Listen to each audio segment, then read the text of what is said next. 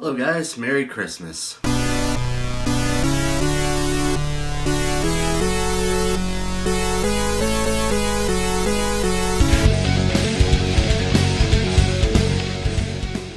So I need to start this video with a bit of an apology for not having any content up on the channel in a while. It's been a bit of a hectic December, Christmas shopping, Christmas season and all that. Yeah, I just haven't really felt making videos recently. Sorry. So I thought I'd go ahead and just get a start on my last video of 2018. This is, I guess, my signing off for the year video, and this is my year-end review. Now, unlike last year, where I split this into several videos, I'm going to try to keep this a little bit more concise than last year's. There are still going to be as many albums, I'm just not going to spend so much time describing them. So, first off, I just want to talk about the albums that didn't quite make the cut, the ones that weren't exactly good enough to make the top 20 list, either because I didn't listen to them enough, or I just didn't get into them the way I'd hoped I would. And, of course, I got my handy notes here. Riverside, Wasteland. Polyphia, New Levels, New Devils. The Ocean, Phanerozoic Part 1, Paleozoic. Sky Harbor, Sunshine Dust. Voices from the Fuselage, Odyssey 2, The Founder of Dreams. Muse, Simulation Theory, and Coheed and Cambria, Vaxis, Act 1, The Unheavenly Creatures. As well, C2A just released a new album, Homebound, which is honestly good enough to be in my top 20 list, but it only just came out, so it's not in there, but we'll pretend it is. So coming in at number 20 on my list is Toska's Fire by the Silos. This is a relatively new band. They consist of basically the instrumental members of Rob Chapman, YouTube sensation band Dorje, and they do sort of an instrumental prog metal kind of style. This is their second release. I think it's their first full-length album. And it's really good. There's some really good riffs, really good melodies, very strong kind of conceptual thread, despite there not being any lyrics. Really excellent album. Continuing on the theme of sort of YouTube sensations, number 19 is Sarah Longfield's Disparity. She'd actually released a fair number of albums this year, and I found that Disparity was kind of my favorite of them because it kind of mixed the whole ambient prog and prog metal sound. Really dug it. Plini's Sunhead EP comes in at number 18, and I think as far as EPs go, this is a really good one. Definitely carrying the torch of the whole instrumental shred crowd these days. Really, really appreciate Plini. At number 17 is Oceans of Slumber's This Banished Heart. This is a great band. I've been thinking this is a new band because they've been promoted a lot recently on Facebook and such, but it turns out this is their fourth album. I really like this band's sort of mix of doomy prog metal with these really sultry vocals over top. I happen to know that at least the vocalist of the band is a fan of Pain of Salvation, and I think you can really kind of tell that there's some Pain of Salvation influence in their music. This is just a really good album. The title track is just one of the most breathtaking things I've heard all year. At number 16, Mystery, Lies and Butterflies. Now, I have to thank my fellow reviewer Notes Reviews for sort of turning me on to Mystery a bit. He did a sort of beginner's guide to neo-prog playlist recently, and I've been really sort of digging what I've been hearing of that, but Mystery is the band that stood out the most to me. And their new album, I don't really remember how he ranked it, but I think it's a really good album. There's some really, really hard-hitting, powerful melodies. Number 15, Jason Becker, Triumphant Hearts. This is just the ultimate testament to the human spirit. I mean, there's some really good music on the album, and there's some moments where it almost kind of reminds me a bit of Mike Oldfield, and just some really good instrumental guitar stuff, but there's also some really good vocal tracks on the record, And even though Jason Becker, because of his ALS, cannot play guitar, he still shows himself to be a really excellent composer, maybe even sort of music's Stephen Hawking. Number 14, Seventh Wonder, Tiara. This is the band that's holding the torch for that whole cheesy late 90s, early 2000s power prog scene. There's no one else that's quite doing it like these guys anymore. And, you know, it's kind of nice to have a band that's sort of just this really amazing time capsule to, you know, the kind of music that I was listening to in my formative periods as a young musician. And, you know, there's some really good songs. Victorious is cheesy as all hell, but hell if it isn't catchy. 13, Monuments, Phronesis. Gent, 000 0000010. That about sums up the album. For an album that took 4 years to make, it was a bit of a letdown, but it's still a really good album. There's some really, really good hard-hitting gent stuff, and I mean, in the absence of a new Periphery album, this is hitting the spot. Number 12, The Algorithm, Compiler Optimization Techniques.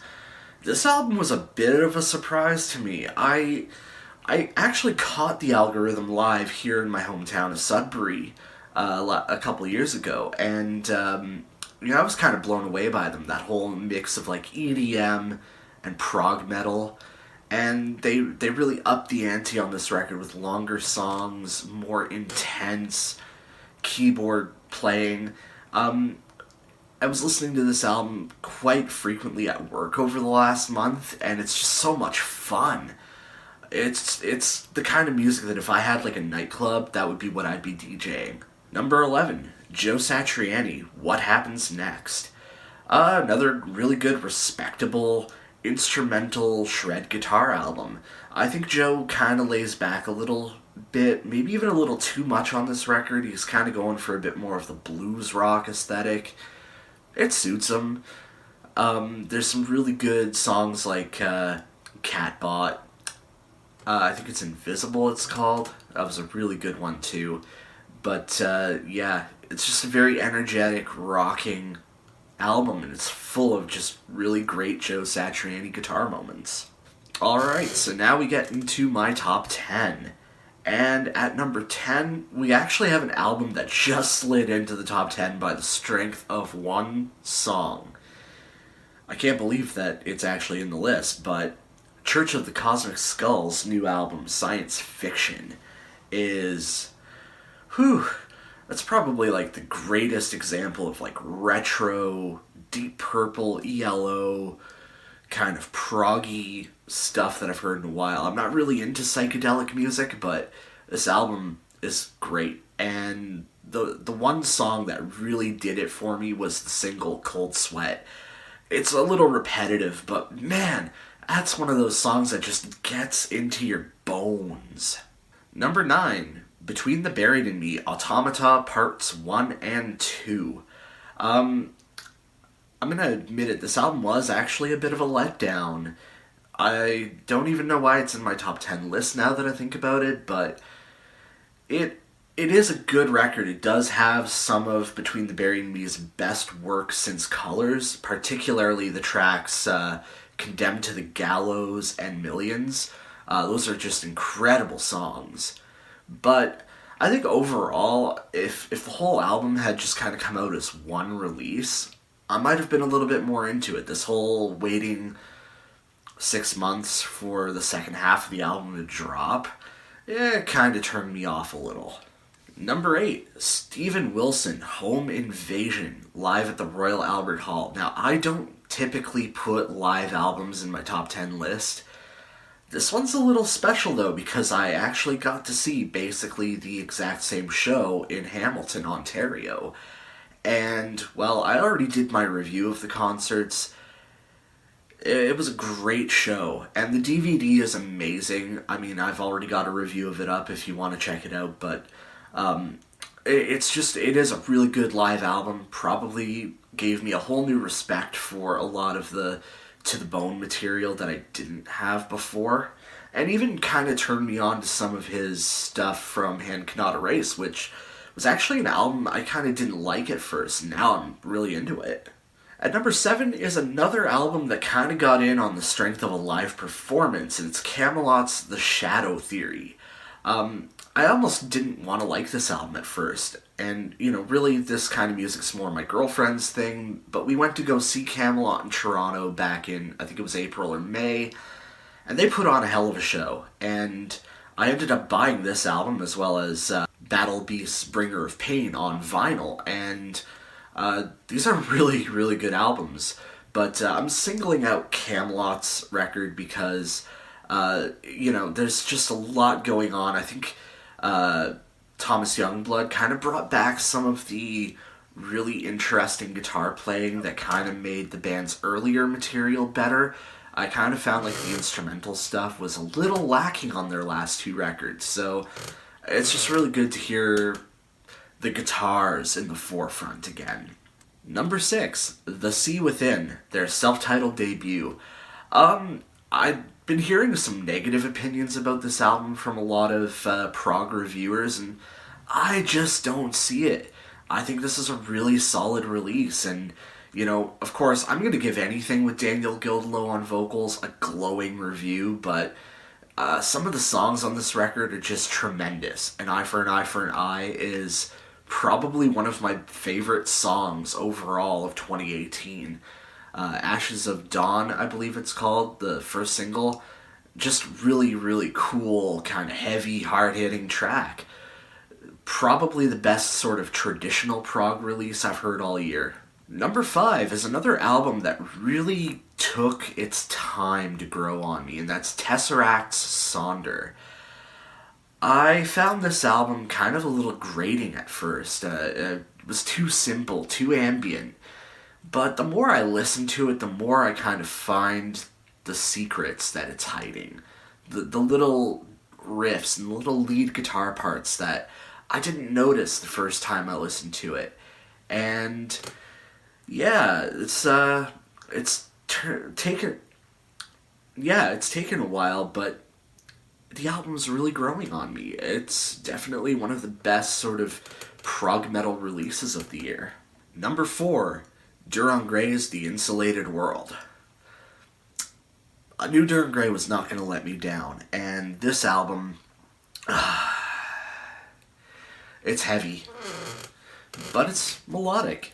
It's proggy, but it's simple.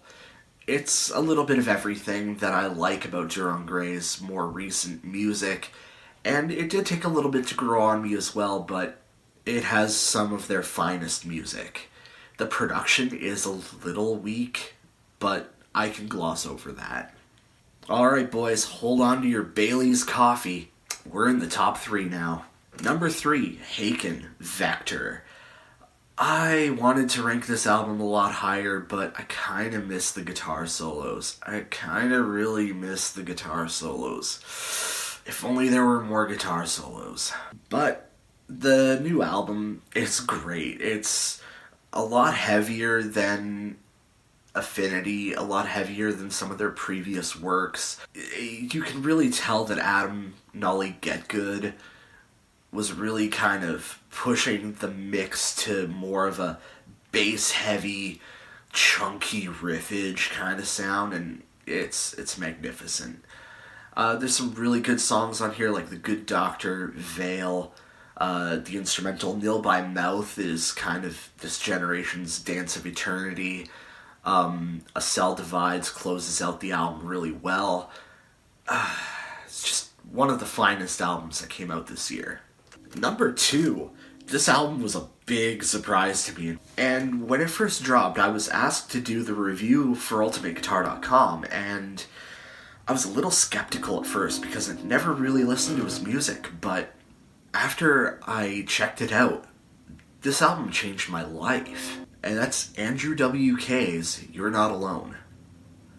This is like a self-help album.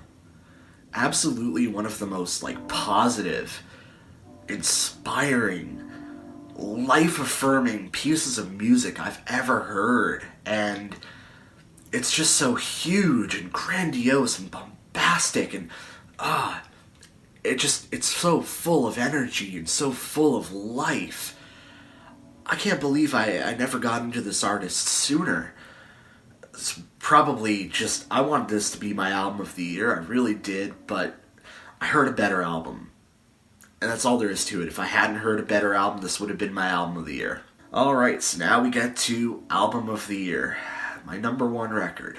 There's totally Baileys in this. Travis Lauscho's number one album of 2018 is Vola's Applause from a Distant Crowd. Oh my goodness. What a gorgeous, beautiful, magnificent record. I mean, this is an album that just blew my mind when I heard it.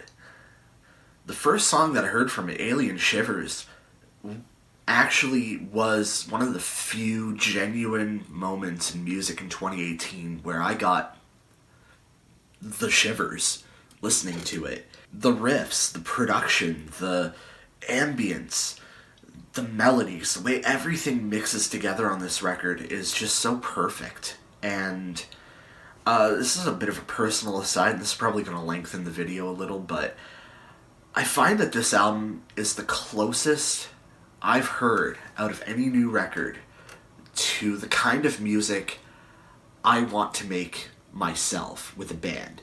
There have been many other bands, many other albums that have come close. The Contortionist with Language, for instance. But this album is just, everything about it is my project Borealia, what I want to do with it, where I want to take it, what I want it to become. Add a couple more shred guitar solos and you've basically got my debut album. It's so much like Vola just opened up Travis Lauscho's brain and just went, alright, let's pick it and see what he likes. And I was unprepared for this record. I was actually gonna do a review of it before I got to this video, but I thought I'd just leave it for this video. This is a perfect album. A perfect 10 out of 10 for me. I can't believe how good this record is. I'm just gonna give it a blanket recommendation. If you're watching this video and you haven't heard this album yet, go do it. I don't care what your taste in music is. Go do it. This album has some really good pop hooks, but it's got some really good meaty riffs. It's kind of a jack of all trades, and yet it's perfect at those trades. You don't get that very much in music these days. So, yeah, it's definitely my album of the year. Perfect 10. Anyway, thank you for watching this video. And like I said, I'm signing off for the rest of 2018. I wish you guys all a Merry Christmas and a Happy New Year. Cheers.